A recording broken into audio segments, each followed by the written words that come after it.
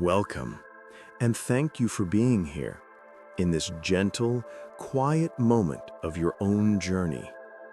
For now, let your shoulders soften, let your breath slow down, and allow your mind to rest as if the whole world is exhaling with you. In this peaceful space, every sound becomes soft like falling dust, and every thought can drift away like early morning clouds passing across a silent sky. Tonight, I will share with you a series of Zen-inspired stories, small lanterns of wisdom shining through the path of our modern life. Each story is a breath, a lesson, a doorway back to your own center.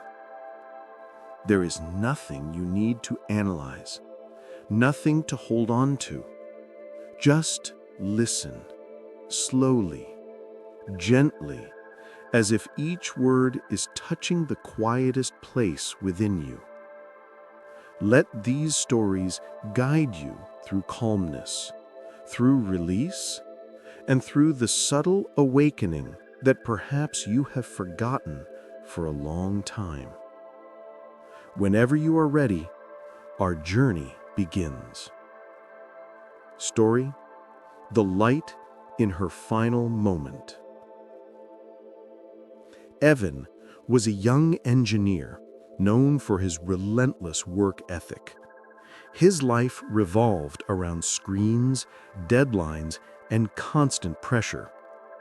He believed that success would eventually bring happiness, but the more he achieved, the more hollow he felt inside. One autumn morning, Evan received a call. Lily, his ex-girlfriend, had been in a serious accident. They had broken up months ago because he was too absorbed in work to care about her. Yet the moment he heard the news, something inside him cracked. He rushed to the hospital. Dr. Morgan met him with heavy eyes. "She's awake, but the internal injuries, she might not have much time." The world collapsed around Evan. When he entered her room, Lily looked pale, fragile, but her eyes were calm, almost peaceful.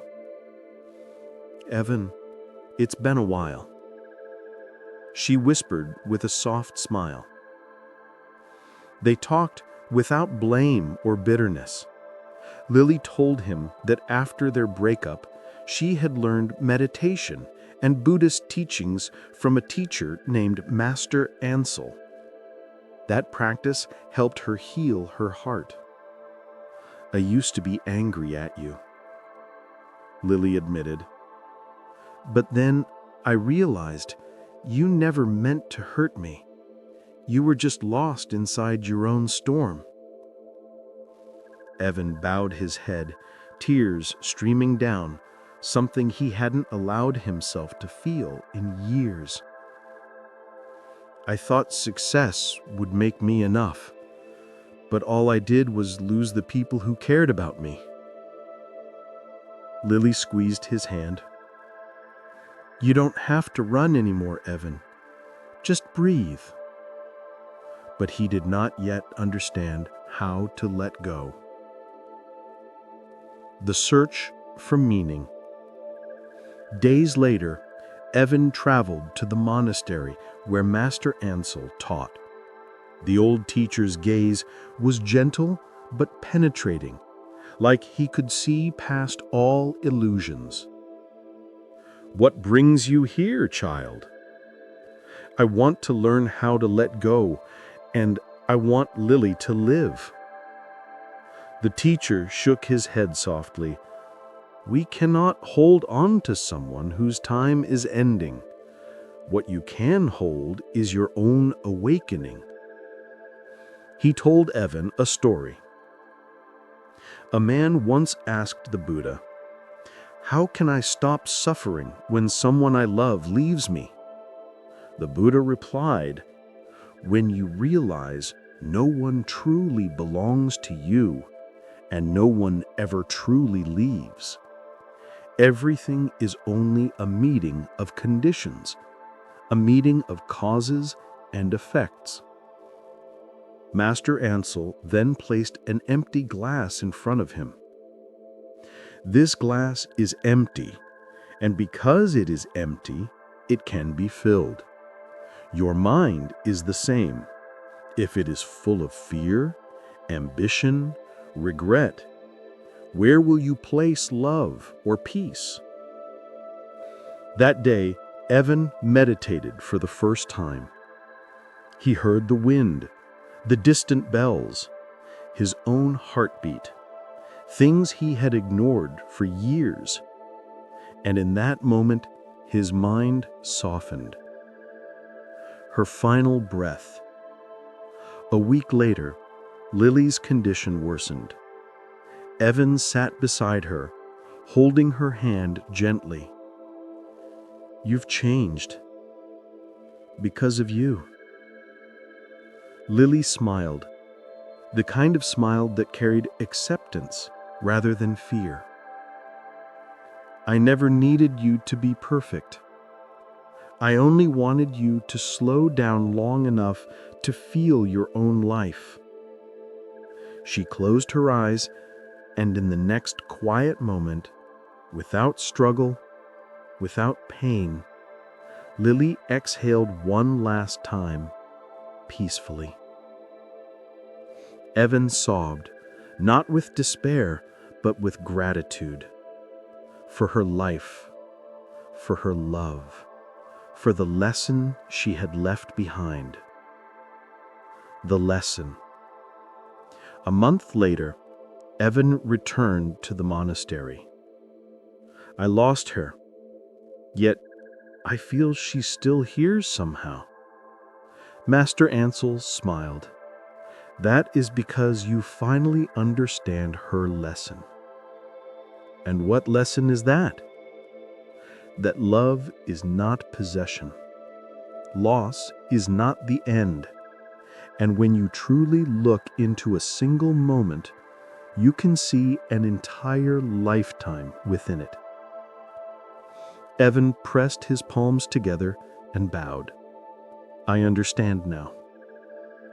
From that day on, he lived differently, with mindfulness, with sincerity, with compassion, knowing that every breath, every smile, every presence was fragile and precious.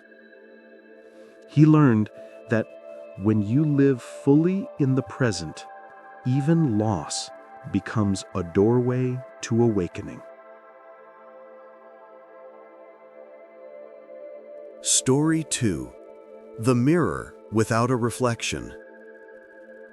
Noah was a rising portrait photographer whose images captured the deepest emotions of others, but ironically, he could not see his own. Stress, deadlines, sleepless nights editing photos, his life became a fast-moving blur, until one afternoon his body collapsed during a photo shoot. At the hospital, Dr. Hayes told him gently, "Noah, your heart is fine. You're just exhausted. But if you continue like this, your body will eventually give up." Claire, his girlfriend, visited him and whispered, "The Noah I love would know when to stop." Her words sunk deep into his chest. Stillwater Monastery. At Claire's suggestion, Noah traveled to Stillwater Monastery, a quiet wooden temple hidden among pines. There he met Brother Elliot, a young monk with a soft smile. "What are you searching for?" the monk asked. "I don't really know," admitted Noah. "Maybe peace." Brother Elliot nodded. "Peace is not found where you escape to. It's found where you stand." He led Noah to a small meditation room where a large mirror stood. "Look into it," Elliot said. "Tell me what you see." Noah sighed. "A tired man who's falling apart." "No," the monk replied. "That is only a reflection. You have not seen yourself yet." Becoming the observer. Meditation was torture at first. Noah's mind was a storm of noise.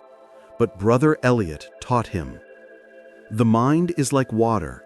Winds bring waves, but the water is still clear beneath them. Don't try to stop the wind. Learn not to drown. On the second day, Noah returned to the mirror and looked deeper, beyond his face, beyond his tired eyes.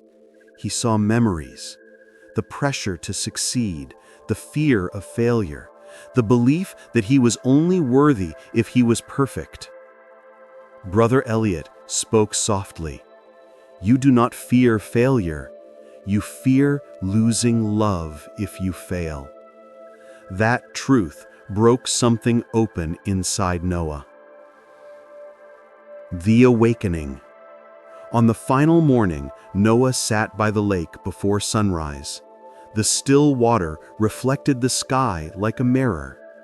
The wind blew, ripples formed. This time, Noah simply observed. "The water is still water," he whispered, "even when waves appear." And at that moment, a quiet spaciousness opened inside him, a stillness he had never felt before. The lesson. When leaving the monastery, Brother Elliot said, "Don't try to be perfect, Noah. Just be present." "And if I forget?" Noah asked. "Life will remind you," Elliot smiled, "usually with waves." Back home, Noah lived differently, with mindfulness, with presence, with gentleness. Each morning, he stood before a mirror and asked himself, "Is my mind clear today?" And in that clarity, he finally found the peace he had been chasing his all life. Story 3. The Lamp in the City That Never Sleeps. Adrian lived in a city known as the City That Never Sleeps, but ironically, he slept even less than the city itself. As a talented game designer, he pushed himself past every limit, believing that success was the only way to prove he mattered. One night, exhaustion took over. His vision blurred, his body collapsed, and everything went dark. Reality's gentle knock. At the hospital, Dr. Lucas told him, "You're not sick. You're exhausted. Your body is warning you." Adrian muttered, "I just need to finish this project." Dr. Lucas looked at him with tired empathy. "If life is only a series of projects, you'll lose everything else." His friend Mia arrived soon after. She held his hand tightly. "Adrian, you promised you'd take care of yourself." He didn't know how to reply because she was right. Lantern Hill Temple. Mia took him to a small temple near the railway tracks, surrounded by maple trees. There, they met Sister Helena, a serene old nun with youthful eyes. She asked, "What are you searching for, child?" Adrian answered honestly, I don't know. Maybe rest. Maybe an escape." Sister Helena smiled. "Whether you escape or search, you'll meet yourself either way." The lamp that never goes out. In the temple courtyard stood a small oil lamp. "This lamp has been burning for more than 30 years, Sister Helena said. "We tend to it daily. Not too much oil, not too little. We let it burn just right."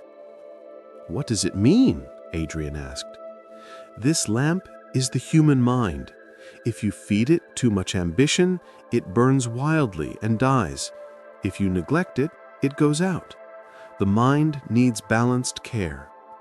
Her words sank deep into him. the train that teaches letting go. The next morning, Sister Helena asked Adrian to meditate beside the railway tracks. When a roaring train passed by, Adrian jumped up. I can't meditate with this noise." She laughed softly. "Life won't wait until you find silence. Learn to let noise pass through you." He tried again. When the train thundered past, he didn't resist. And strangely, the noise faded faster when he stopped fighting it. He realized that peace wasn't a place, it was a way of experiencing. Awakening at the lamp. On his last night, Adrian sat alone in front of the oil lamp. Its flame flickered gently under the wind. "I've been burning too hard," he whispered. "I forgot to care for myself." Memories of joy before pressure took over surfaced. He hadn't wanted to be the best, he just wanted to create. Tears came, soft, freeing tears. The reminder. The next morning, Sister Helena said, "You don't need to be the brightest lamp, Adrian. You only need to be the lamp that doesn't go out." Back in the city, he lived differently, slower, kinder, more mindful. Every night he lit a small candle and whispered, "Burn just enough. Don't go out." And for the first time in years, Adrian slept peacefully. Story 4. The Mirror of Light. Evan was a young photographer living in a loud, restless city. Every day he captured hundreds of images, bright lights, rushing crowds, fleeting moments. Yet the more he looked through his lens, the more lost he felt within the chaos he recorded. One night, exhausted after work, Evan noticed a small poster taped beside a staircase. "Breathe, see, understand." He wasn't sure why, but he stopped for a long moment. Perhaps he simply needed silence, just a little of it. The meditation class was held in a tea house attic, dimly lit and modest. Only a few cushions, a faint smell of incense, and an elderly Asian American teacher called Master Leon. As Evan entered, Leon smiled gently. "Did you come to find peace or to run away from noise?" Evan hesitated. "I don't know. I just feel tired." The master nodded. "When the mind is tired, people look for something new. But often what they truly need is themselves, the part they forgot." The meditation seemed simple, just sitting and breathing. But everything distracted Evan. Cars honking outside, footsteps in the hallway, even the hum of the old air conditioner. The more he tried to calm down, the more frustrated he became. At the end of the session, Master Leon handed him a small old mirror, scratched around the edges. "Take this home. Bring it back tomorrow. I will explain it then." That night, Evan placed the mirror on his desk. Under the soft light, he saw his own exhausted face. Countless hours spent capturing the world, yet almost none observing himself. The next day he returned. "What did you see?" the master asked. Evan replied slowly, "I saw someone always rushing. Someone who doesn't rest. Someone who doesn't even know what he wants anymore." Leon smiled warmly. "Good. You've just taken the most important photograph of your life." Evan frowned. "But it was just a mirror." The master said softly, "Your lens points outward. The mirror points inward. Only those who use both can truly see the whole world." From that day, Evan kept photographing, but with a new awareness. Before each shot, he paused, felt his breath, noticed his emotions, sensed the stillness beneath everything. His images became different, deeper, gentler, alive. People told him his photos had a soul. One evening, Evan returned to the meditation room. "I understand now," he said. Before I only looked. Now I see. Master Leon nodded. To look is to record the world. To see is to understand yourself. When these two become one, you no longer lose your way. Life lesson. In the noise of modern life, we often lose ourselves in work, pressure, and endless motion. But just one moment of inward reflection can bring back clarity. The mirror is a symbol, a reminder to look within, the simplest yet deepest form of meditation. Story 5. The Nameless Cafe. Hidden between two crowded streets was a tiny, unusual cafe. No signboard, no music, no advertisement. Just an old wooden door and the faint smell of warm tea drifting into the air. People simply called it the quiet spot. One afternoon, Marcus, a young project manager, walked in with an exhausted expression. His days were filled with deadlines, notifications, and endless tasks that pulled him in every direction. All he wanted was a place where he could breathe without being chased by time. Behind the counter stood an elderly Japanese man known as Old Kenji. His hair was white, his eyes gentle, and his movements slow but precise. Kenji looked at Marcus and asked quietly, "What would you like?" Marcus sighed, "Something strong, really strong." But Kenji didn't serve coffee, only tea. He placed a warm cup in front of Marcus and said, "The strongest drink is not the one that wakes you up, but the one that helps you stop." Marcus tasted it. The tea was so light he could barely feel anything. He frowned. "I need something stronger than this." Kenji nodded. "Then I will prepare another. Meanwhile, do this." He placed a single grain of salt on the table. "Drop this into your cup and taste the water." Marcus did. The water turned harshly salty. "Now," Kenji said, "try the water from that large container." Marcus tasted it. It was clean, refreshing. Kenji smiled softly. "This grain of salt is your stress. If your mind is as small as that cup, even one grain makes your whole life bitter. But if your mind becomes like that large container, salt is still salt, but it cannot trouble you anymore." Marcus fell silent. For the first time, he realized he had been living like a small cup, overflowing with noise, expectations, and pressure. Even the smallest issue felt overwhelming. Kenji placed a new cup of tea in front of him. A warm floral fragrance drifted upward. "This is osmanthus tea," he said. "It isn't strong. It simply creates space inside you. Each sip is a quiet breath." Marcus closed his eyes as he drank. For the first time in months, he didn't feel the need to rush. Over the next few weeks, Marcus returned to the Nameless Cafe.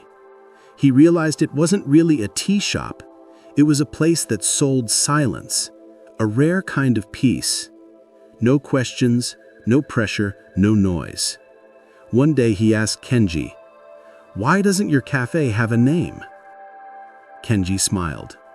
"Because those who truly need peace will find it themselves, just like you did." And Marcus laughed, genuinely, freely. His work felt lighter afterward. The same problems no longer shook him. He approached each challenge like a warm cup of tea, slowly, patiently, with space to breathe.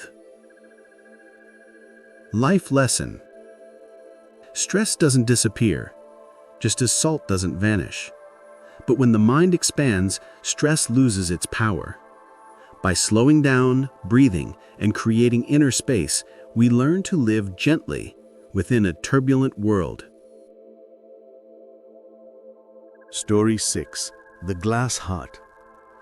Evan was known among his friends as the calm one, the person who rarely raised his voice, who always smiled politely, who seemed unshakably gentle in any situation. But what no one knew was that Evan's calmness was fragile, like a crystal vase placed too close to the edge of a table. One evening, after a long day filled with deadlines and unanswered messages, Evan came home to find his phone flooded with complaints from co-workers, requests from family members, and even criticism from a close friend who said, "You're too distant these days." Something inside him cracked. Not loudly, just a thin, quiet fracture, the kind you only notice when light passes through it the wrong way. Feeling suffocated, Evan left his apartment and walked aimlessly through the city until he reached a small Buddhist center.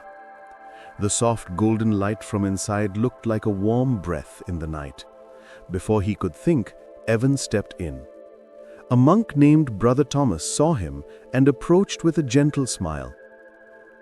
"You look like you're carrying something heavy," the monk said.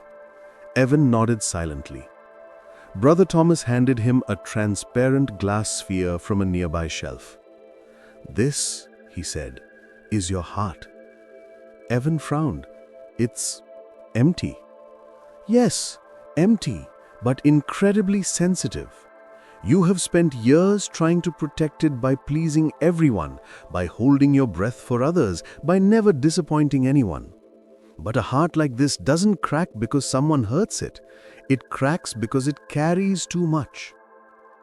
He placed the sphere in Evan's hands. "Feel it. Notice how tightly you're holding it." Evan realized his fingers were squeezing it. When you grip your heart like this, every word becomes a threat, every request becomes a weight. But when you allow it to rest, gently, the monk loosened Evan's fingers, letting the sphere sit softly on his palm. Then, nothing breaks. Evan felt a warmth rise in his chest, the kind that comes not from understanding a lesson, but from finally recognizing a truth you've been avoiding. "So, what do I do?" Evan whispered. "Let people down sometimes. Say no when your heart trembles. Allow space. A heart is meant to breathe, not serve as a shield for everyone else." Evan closed his eyes. For the first time in years, he took a deep, unguarded breath. The glass heart in his hand did not crack. It glowed. Lesson: you are not responsible for carrying the weight of every expectation. A gentle heart becomes stronger, not by holding more, but by learning to let go. Story 7. The Quiet Room. Isabella worked at a fast-paced software company where every day felt like a race between deadlines, notifications, and endless meetings. She loved her job, but there were moments, especially late at night, when she felt her mind buzzing so loudly she could barely hear her own breath. One Friday evening, after a particularly overwhelming week, her manager sent her an unexpected message. "Isabella, I think you need a break. Go to the quiet room." She had heard rumors about it, but never visited. On the top floor of the building, behind a simple wooden door, was a small meditation room created by the company's founder, an old Buddhist practitioner named Mr. Arthur Hale. She pushed the door open. Inside, the room was empty except for a cushion, a low table, and a single card placed in the center. She sat down and picked it up. The card said only 4 words: "Sit until noise dissolves." She sighed. If only it were that easy. But she stayed. 5 minutes passed, then 10. Her thoughts grew louder, reminders, worries, unfinished tasks, conversations replaying. She almost left, but something in her held on. Eventually, the door opened quietly and an elderly man stepped in. "Mr. Hale himself," he said. "I see the noise found you." Isabella laughed softly. "My whole mind is noise." Mr. Hale sat beside her. People think silence means the absence of sound, but true silence is the moment you stop feeding the noise. He pointed at her chest. "Noise is not around you. It's here, echoing in the conversations you continue long after they've ended." Isabella swallowed. It was true. She replayed every moment of her day endlessly. "You don't need to defeat the noise," Mr. Hale continued. "You only need to stop participating in it." He closed his eyes, breathing gently. "Thoughts will speak. Just don't answer." Isabella followed his breath. The noise didn't disappear instantly, but slowly, like a storm losing its strength. A small calmness grew in the center of her chest, not silence, but peace. When she finally opened her eyes, Mr. Hale was smiling. "You found the beginning. The rest will come." Lesson: silence is not something you hunt for. It is something that appears when you stop chasing every thought that calls your name. Story 8.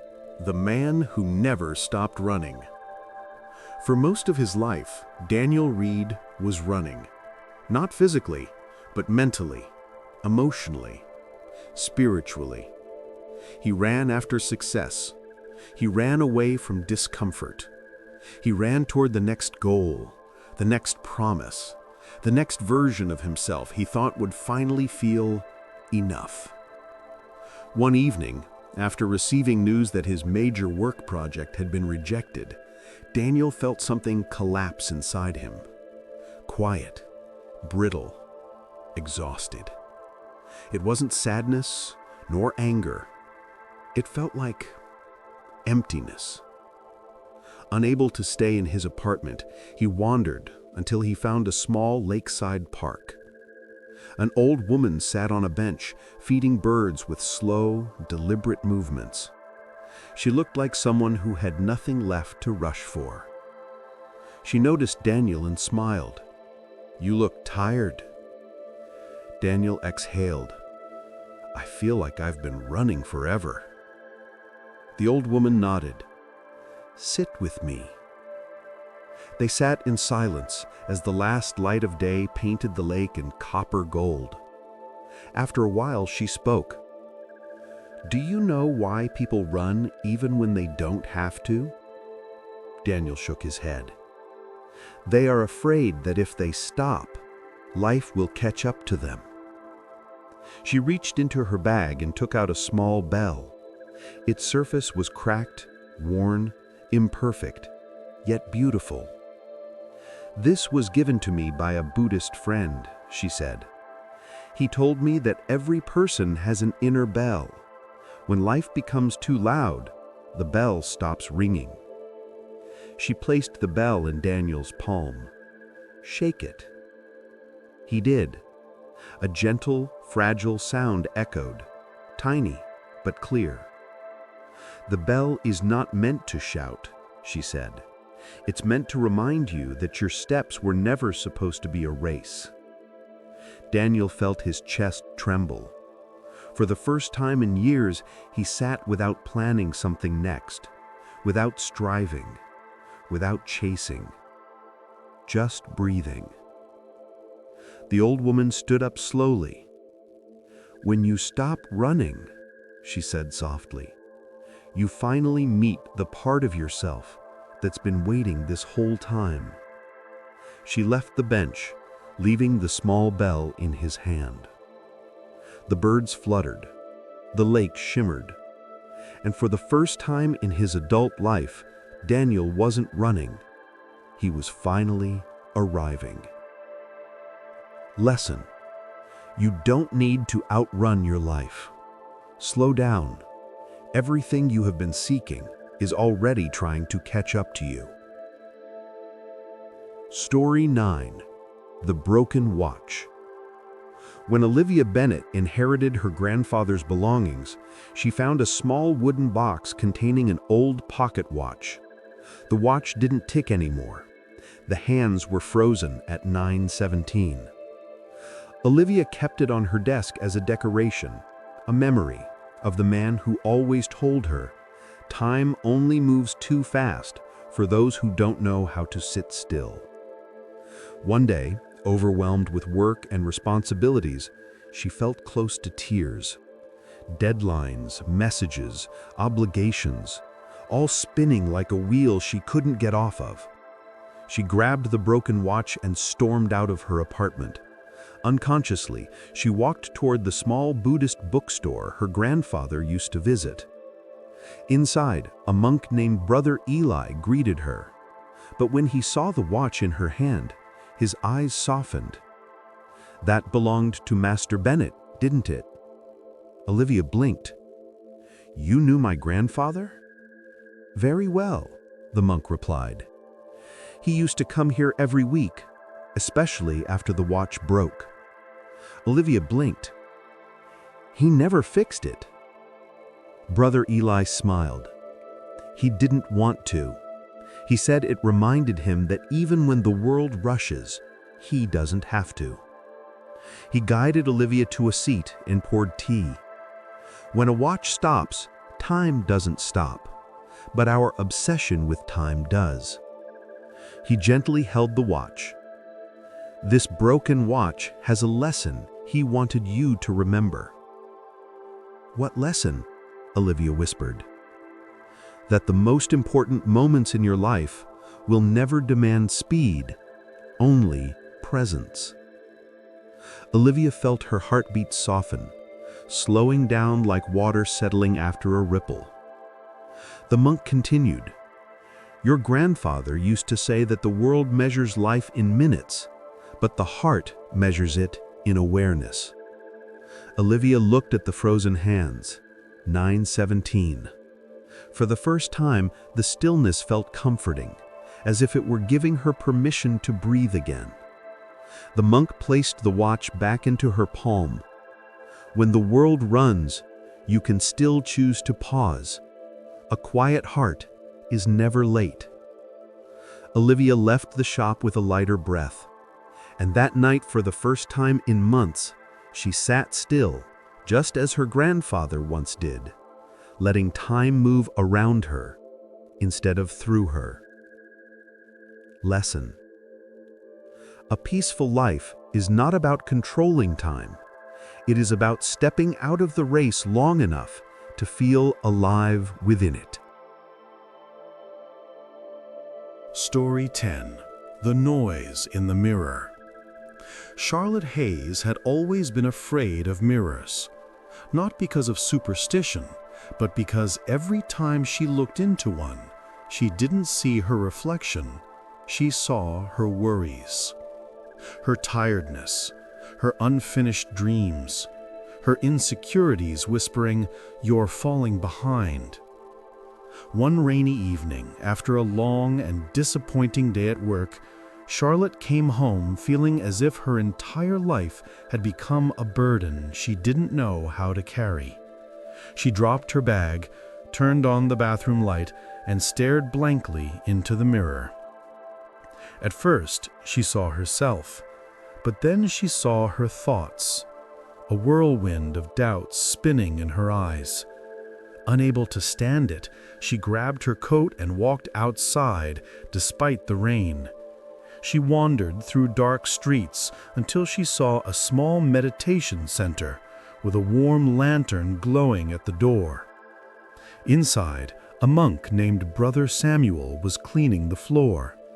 When he saw her drenched in rain and trembling, he handed her a towel and said gently, "Sometimes the storm outside is easier than the storm within."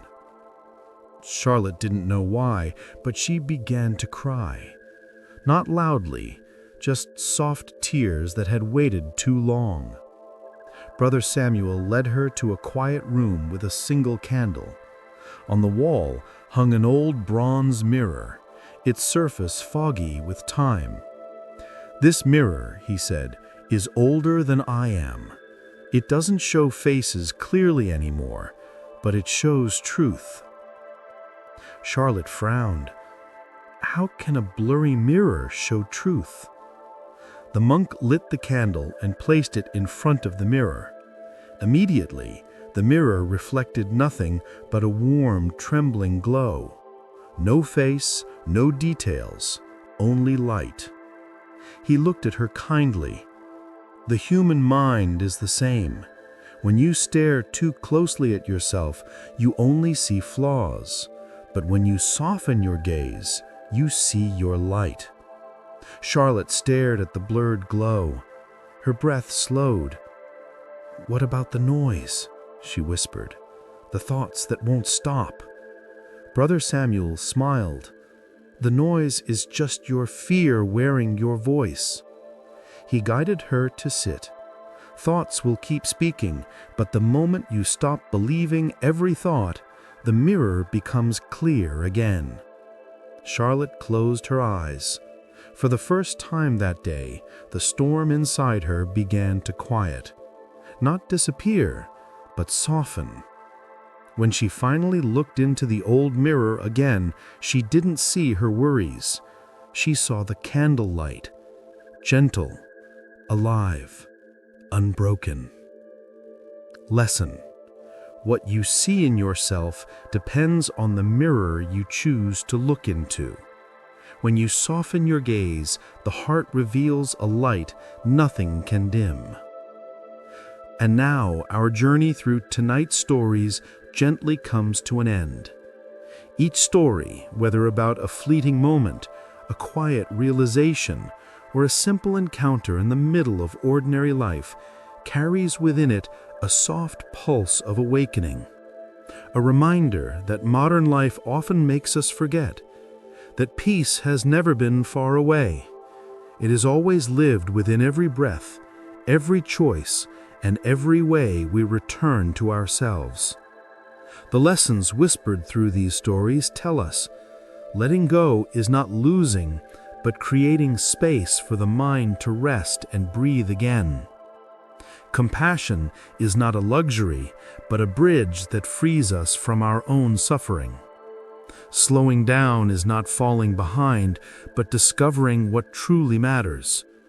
And awakening is not something magical, but simply coming home, to the present moment, to the heart, to the gentle goodness already inside you. If even one small seed from these stories stays with you, a hint of calm, a sense of relief, or a quiet wish to live more beautifully, then tonight's journey has truly touched you. Remember this: you deserve peace. You deserve softness in your days. And sometimes, just one deep breath is enough to guide you back to yourself.